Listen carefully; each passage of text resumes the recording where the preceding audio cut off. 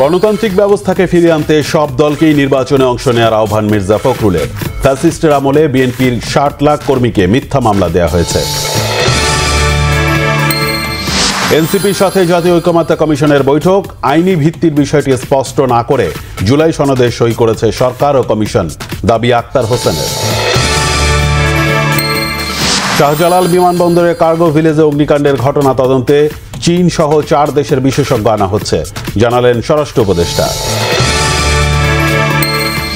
গৃহকর্মীদের সুরক্ষায় নির্ধারিত মজুরি ও আইনি কাঠামো থাকা দরকার বলে মন্তব্য করেছেন নারী বিষয়ক সংস্কার কমিশনের প্রধান শিরিন পারভীন হক। দেশ থেকে আওয়ামী লীগের আবর্জনা পরিষ্কার করবে বিএনপি, এমন মন্তব্য করেছেন জাতীয়তাবাদী মহিলা দলের সভাপতি আফরোজা আব্বাস।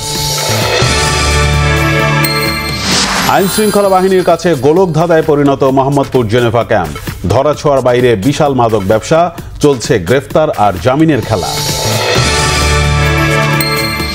দেশে শুরু হচ্ছে শুটকি প্রক্রিয়াজাতকরণ মৌসুম, কাল থেকে সুন্দরবনের দুবলার চর যাত্রা করবে উপকূলের হাজারো জেলে।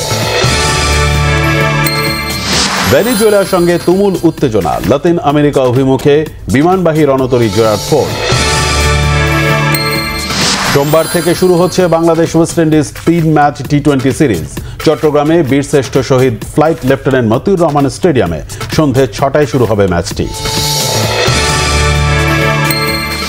মেজর লিগ সকারে আবারও জোড়া গোল করলেন লিওনেল মেসি। MLS কাপে প্রথম প্লে অফ ম্যাচে ন্যাশভিল এফসিকে ৩-১ গোলে হারিয়েছে ইন্টার মায়ামি।